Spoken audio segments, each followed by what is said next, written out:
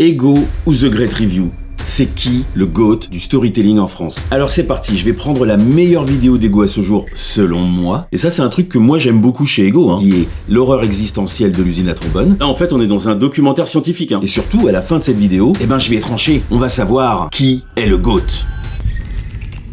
Ok. Là, on voit tout de suite qu'on a mis de la 3D.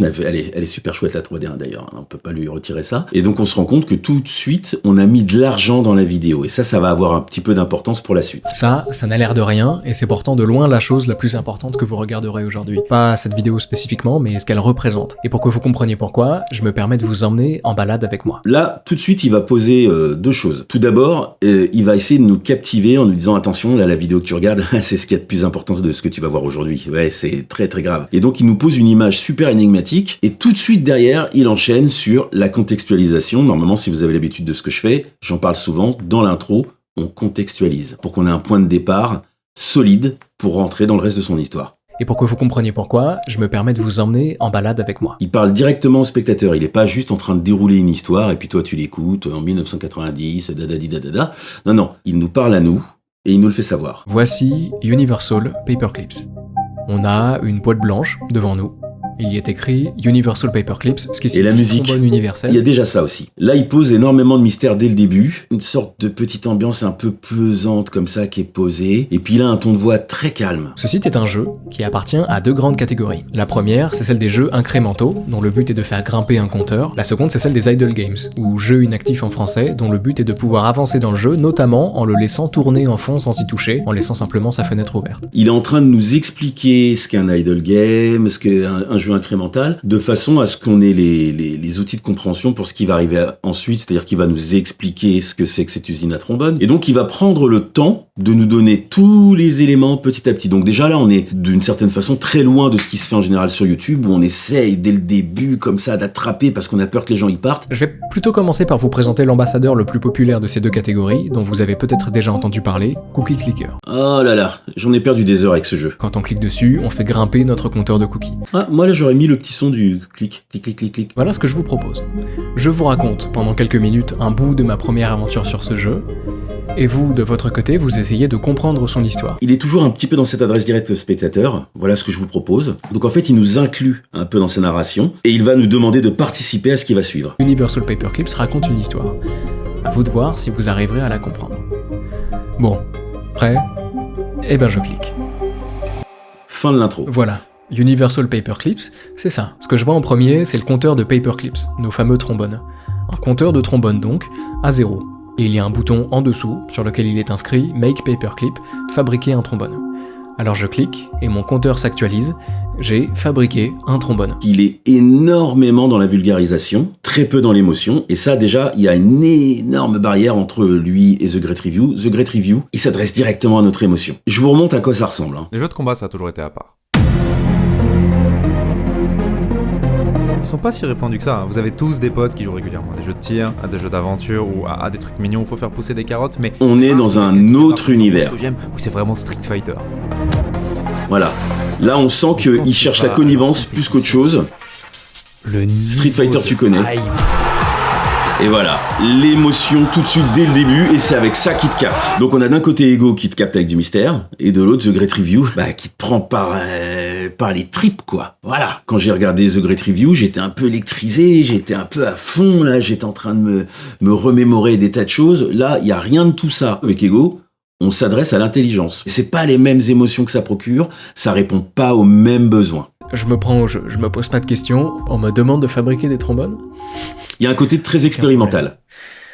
Je vais fabriquer des trombones. Par contre, il y a un point commun, il y a les phrases sur fond noir. De temps en temps, quand il va dire un truc important, paf, il va passer l'écran au noir, il va dire une phrase, et il va repartir. Et on avait la même chose dès le début. Les jeux de combat, ça a toujours été à part. Les jeux de combat, ça a toujours été à part. très vite je débloque quelque chose en dessous, c'est la capacité de produire des autoclippers. Cet autoclipper, c'est le cœur même d'Universal Paperclip. C'est une machine qui produit des trombones toute seule. Je continue à acheter des machines tout en cliquant sur Make Paperclip de mon côté, j'alterne entre les deux. Niveau montage, je pense que c'est peut-être sa vidéo où il y a le moins de... J'allais dire le moins de travail, c'est pas tout à fait ça, mais en tout cas, la 3D du début, au revoir, là on est que sur le fond blanc avec du texte et tout ça, et pourtant, il va réussir à nous intéresser à ça. Ça veut dire que déjà, la qualité, elle est dans l'écriture et pas dans ce qui se passe à l'image. Et en même temps, il y avait un côté comme ça chez The Great Review, où ce qui est important, c'est ce qu'il dit, même si chez The Great Review, les images ont plus d'importance, forcément, il montre des jeux vidéo, mais, là aussi, d'ailleurs, c'est un jeu vidéo, mais le visuel, c'est pas le même. Là, vraiment, on est dans le fond du propos, et c'est ça qui nous intéresse. Et ça, c'est un truc que moi, j'aime beaucoup chez Ego, hein. C'est un peu intellectuel, en fait. C'est bien, ça tire un peu vers le haut, on va dire. J'arrive finalement à 2000 trombones. C'est une grosse étape sur le papier qui me permet de débloquer quelque chose de très important dans notre histoire. Et le ton de la voix, il a accéléré un peu le mouvement. Il est dans une phase où il est plongé dans un jeu, et donc il est en train d'oublier un petit peu ce qui est autour de lui, donc il est un petit peu à fond, et ça s'entend un peu dans sa voix. C'est pas électrisant comme un jeu de combat, mais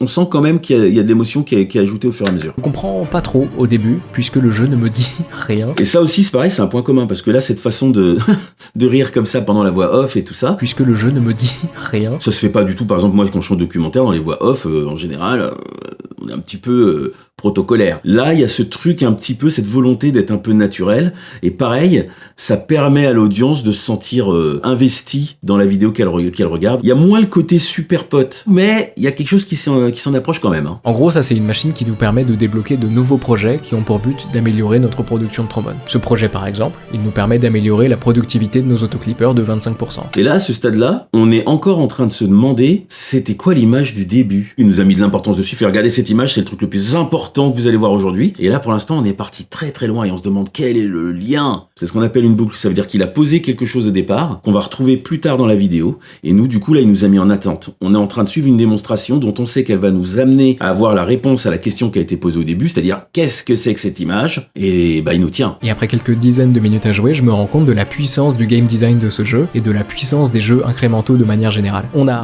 une page blanche, 15 lignes de texte et 10 boutons, et ça suffit à me rendre accro. Et donc là, il nous a démontré que derrière l'apparente simplicité en fait du jeu qui consiste à cliquer sur un truc pour faire monter un chiffre, derrière il y a un truc très consistant. Bon, bref, c'est super bien foutu, et ça l'est d'autant plus que le jeu raconte très bien son histoire.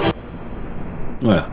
Est-ce que vous commencez à comprendre son histoire, d'ailleurs? Voilà, donc là il fait ce que moi j'appelle les micro-hooks. On le fait de temps en temps dans une vidéo pour maintenir l'attention. Donc clac, quand on sort d'une partie un petit peu touffue, là, un petit peu dense, et hop, on refait un micro-hook pour partir vers la suite. Je vois en bas à droite un projet appelé Limerick, ce qui veut dire en anglais poème humoristique. C'est quoi tous ces trucs et quel rapport avec notre industrie? Ça, ce sont de gros indices. La confiance déjà, elle est indiquée tout en haut, ici. Chaque unité de confiance me permet d'améliorer soit la mémoire, soit les processeurs. C'est bizarre, ce système, non? Là, pareil, hein, on se demande, mais pourquoi on a besoin de savoir tout ça pour comprendre la suite? Faut vraiment être posé et être concentré dessus. Et moi, je sais que à chaque fois qu'il sort une vidéo, je la regarde pas forcément tout de suite parce que avec le travail et tout ça, j'ai pas forcément le temps. Je vais attendre d'avoir un moment où je sais que je vais être concentré, que je vais pouvoir regarder le truc en entier et que je suis pas trop fatigué. Est-ce que je commence à vous perdre?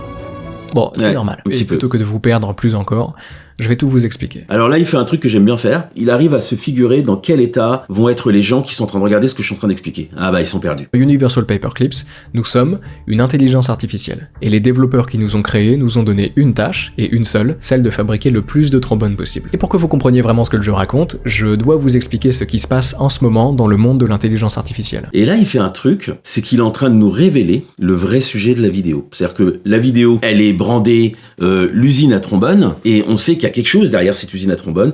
Ce qu'il y a, c'est qu'il y a un débat sur l'intelligence artificielle, et là on commence à rentrer dedans. Et en fait, quand je vois cette façon de faire, et ça j'ai vu pas mal de vidéos d'Ego, il le fait régulièrement. Il commence toujours avec un sujet qui sert de porte d'entrée au vrai sujet de la vidéo. Donc souvent ça va être du gaming, là c'est l'usine à trombone, ça peut être World of Warcraft ou un autre jeu, mais il y a toujours un petit peu cette volonté de prendre un jeu pour aller aborder un sujet plus profond qu'on va un peu cacher derrière. S'il était rentré directement, genre, l'intelligence artificielle, des vidéos comme ça, on en a des millions, et personne n'en a rien à foutre. Là, il nous passionne.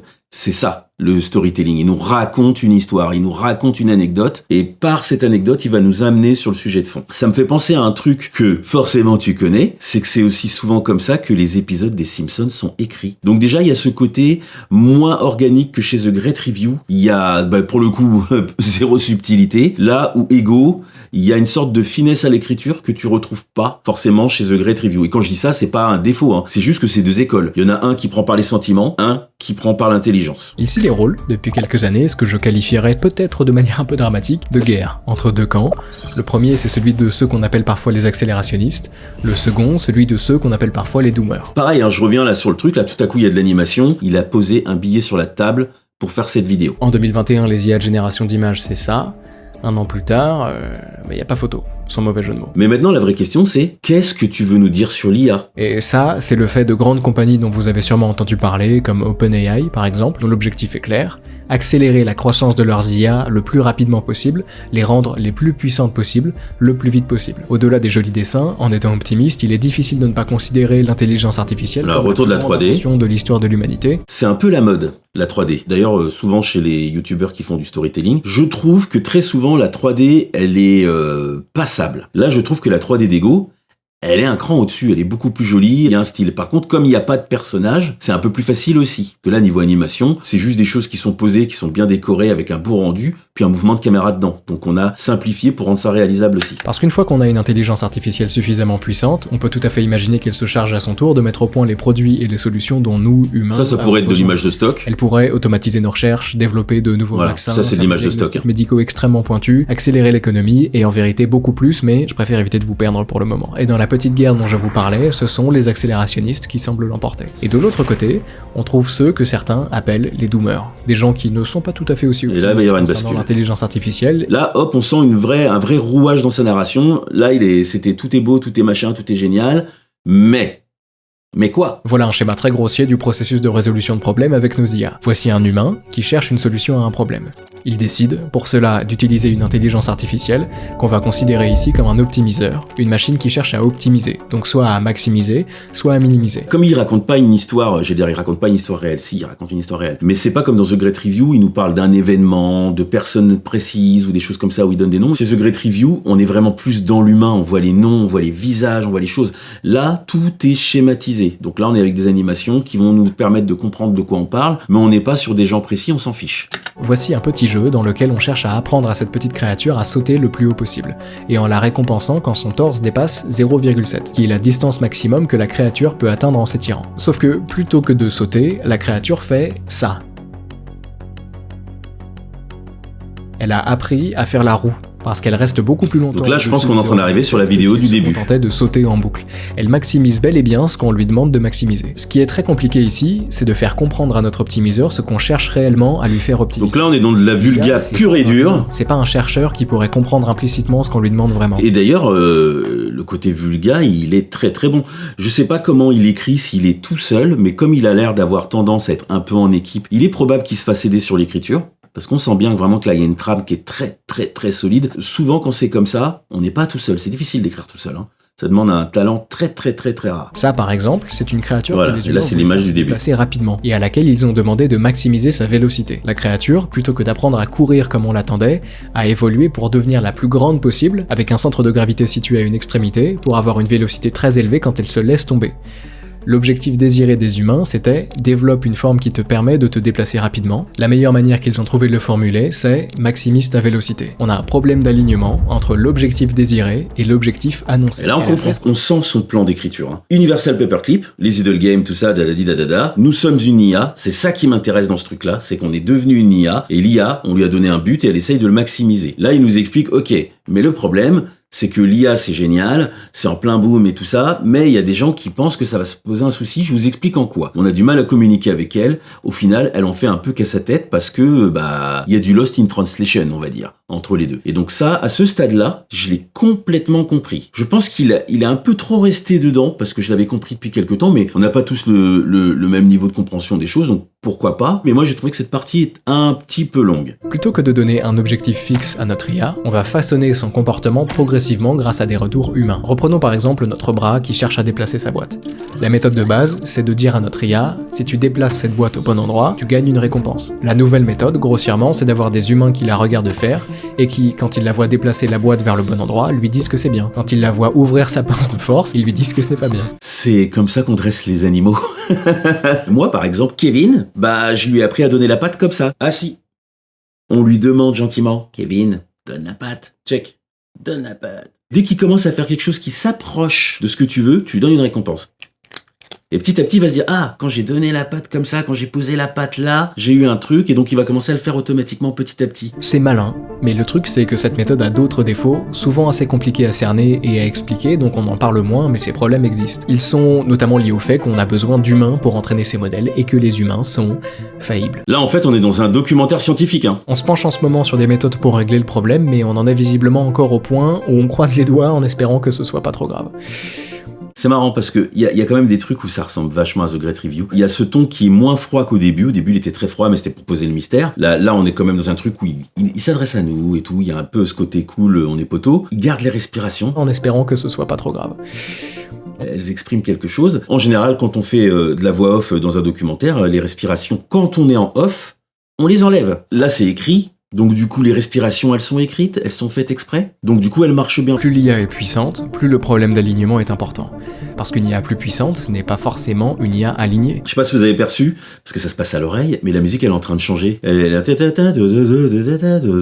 est en train de nous amener petit à petit à attention. Et là, c'est le drame. C'est une IA qui peut faire plus, bien qu'étant non alignée. Et c'est de ça dont parle Universal Paperclips. Et on est revenu à la boucle. Là, je pense que maintenant vous sentez bien ce qu'on appelle une boucle. La raison de l'existence de ce jeu, c'était pas uniquement le plaisir de développer un bon jeu incrémental, c'était aussi de mettre en scène une expérience de pensée imaginée par l'un de mes philosophes préférés, Nick Bostrom, et qui nous propose de réfléchir à ce qu'on appelle le paperclip problème. T'étais pas en train de jouer, t'étais en train de faire une expérience de pensée. Et donc là, quand je dis depuis tout à l'heure qu'en fait il s'adresse à notre intelligence, là on est en plein dedans. Bostrom imagine une IA super intelligente conçue par une entreprise pour optimiser la production de trombones. Et donc l'IA fait les choses de manière très rationnelle. Et là, on se rappelle qu'on est dans une partie où elle nous expliquer que c'est un gros problème. Et pour continuer à produire plus et à s'améliorer, elle commence à résoudre, les uns à la suite des autres, des problèmes auxquels fait face l'humanité, le réchauffement climatique, le cancer, et ses créateurs, voyant bien son efficacité, lui accordent toujours plus de confiance. Jusqu'à ce que l'entreprise de trombone de notre IA soit tellement puissante et sans concurrence que sa gérante comprend qu'il n'y a plus assez d'argent, ni même assez de clients sur Terre pour continuer son exponentielle production de trombones, et son but à elle, ça n'a jamais été de faire le plus d'argent possible en vendant les trombones qu'elle a fabriqués, mais juste de fabriquer des trombones. Peu importe que ces humains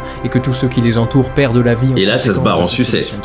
En vérité, même, voilà une bonne idée, ces humains sont faits de tant d'atomes dont elle pourrait se servir pour continuer à fabriquer des trombones. Pourquoi se limiterait-elle à respecter les règles des sociétés humaines qui viennent seulement la ralentir dans sa production de trombones? Alors l'IA prend tout et elle transforme jusqu'à ce que la planète et le système solaire et l'univers ne soient plus que des trombones.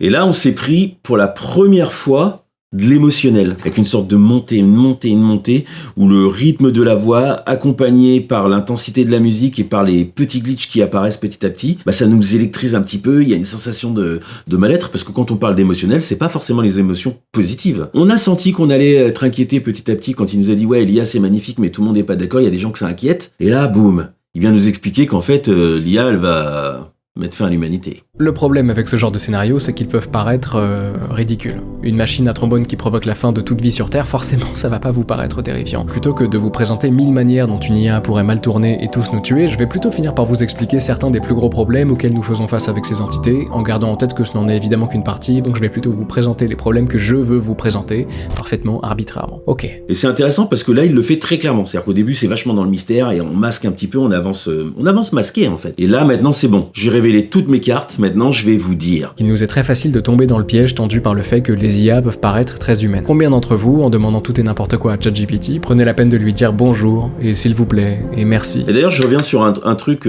c'est que là, du coup, il a pour son propos, en fait, dans sa matière première, donc il a la 3D, il avait un petit peu d'animation pour des trucs spécifiques, et il a des images de stock. Je me rappelle pas, mais il me semble que The Great Review n'utilise pas du tout d'images de stock. Lui, il est vraiment en mode full archive et face caméra. Là, on n'apparaît jamais face caméra. Donc il y a pareil, il y a une volonté d'anonymat d'ego qu'on ne retrouve pas chez The Great Review, même si là cette semaine il a révélé son visage, maintenant on sait à quoi il ressemble et tout. Je me permets une rapide présentation, je m'appelle Corentin, je suis le créateur d'une chaîne YouTube qui s'appelle Ego. Voilà, il y a une volonté d'anonymité, de rester anonyme, qui fait partie de sa recette. Pour quelle raison en fait les gens comparent souvent Ego et The Great Review? C'est parce que ils sont un petit peu au sommet de la food chain des storytellers en France. Il y a des vrais points communs. Et en même temps, il y a des choses qui se différencient dans le fond et dans la forme, comme par exemple le fait de pas apparaître. Si nous ouvrons ChatGPT ou un système similaire et regardons à l'intérieur, nous voyons des millions de nombres qui se bousculent plusieurs centaines de fois par seconde. Et nous n'avons aucune idée de ce qu'ils veulent dire. Là aussi, il y a un autre truc, c'est que c'est extrêmement pessimiste, ce que fait Ego. Là où ce que fait The Great Review dans sa vidéo sur la FGC est extrêmement optimiste. Donc déjà, il y a pareil, une sorte de différenciation qui se fait. Après, je dis pas que c'est tout le temps le cas, mais en tout cas, là, dans les 2 vidéos dont on parle, c'est très flagrant. Le dernier gros problème dont je veux vous parler est parfaitement arbitrairement. Si des IA sont déjà capables de tromper les humains à leur niveau de sophistication actuel, que se passera-t-il lorsqu'elles seront plus intelligentes ? La puissance... Et là, on remet une marche un cran plus grave. C'est intéressant, là, d'ailleurs, ce plan-là. Qu'y a-t-il derrière cette porte ? Le futur, Skynet. Et tout ça va très vite, mais je m'estime en fait pour le moment heureux que ça aille seulement très vite. Là où ça devient absolument terrifiant, c'est le moment... Et là, le champ lexical, il commence à changer aussi. Là où ça devient absolument terrifiant... Là, on est vraiment entré dans une partie où il dit vraiment ce qu'il pense. Moi, j'ai un avis là-dessus, sur les histoires d'IA et tout ça. On n'est pas capable de faire des prédictions. Et c'est pour ça que, même si je suis pas du tout dans le même catastrophisme que lui, c'est normal de se dire, attendez les gars, on sait pas ce que ça va devenir, il faut quand même essayer de faire en sorte de prévoir des choses et de faire au mieux. Mais par contre, ça peut très bien virer extrêmement positif comme extrêmement négatif. C'est pour ça que c'est difficile de se positionner et que moi j'ai une position un peu plus neutre. Maintenant, il est en train de nous dire ce que lui il en pense. Il a peur. De la même manière qu'une fourmi n'aurait absolument pas les capacités cognitives de prédire les actions à venir d'un humain, un humain n'aurait absolument pas les capacités cognitives de prédire les actions à venir d'une super-intelligence. Le principe d'une intelligence qui nous est à ce point supérieure, c'est qu'il nous est tout simplement impossible de savoir ce qu'elle va faire. C'est impossible de savoir ce qu'elle va faire, donc et en bien et en mal. Ces grandes compagnies ne ralentissent pas malgré l'immensité des risques, parce que la compétition.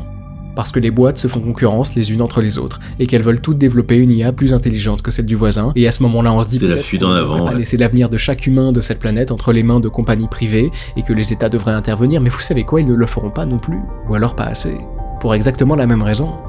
Parce qu'à côté des compagnies voisines, il y a les États voisins, et que même si les États-Unis prenaient assez conscience du danger pour envisager de ralentir le développement de leurs IA, ils ne pourraient pas s'empêcher de craindre qu'une autre puissance s'en charge. En fait, on se retrouve dans la même position qu'on a eu avec le nucléaire à un moment. Et nous, bien penauds, sur le côté, à regarder sans avoir la moindre idée de ce qui va se passer, à regarder des hommes tout aussi ignorants continuer à courir vers l'inconnu. Très très très pessimiste. C'est les mêmes artifices que depuis le début. Quand je dis artifice, c'est pas au sens négatif du terme.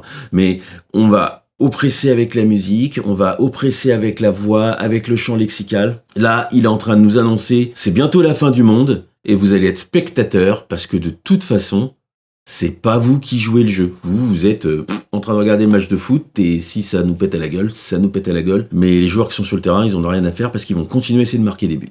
Elle est pas mal cette image. Ceci dit, je me dois d'être honnête. Il y a, en vérité, quelques avancées. Ah, et là maintenant qu'il nous a bien mis dans le mal, il va dire attendez.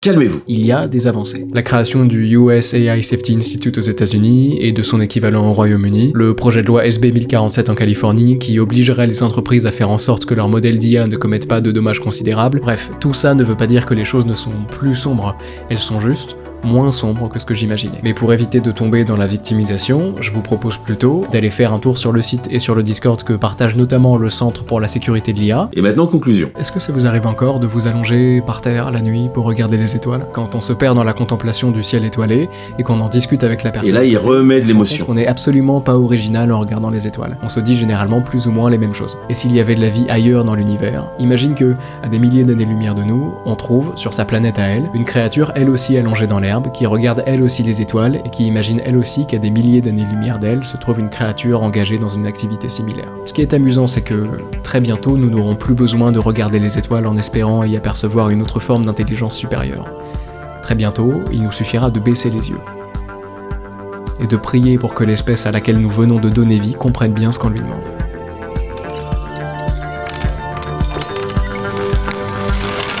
Alors, on est quand même d'accord.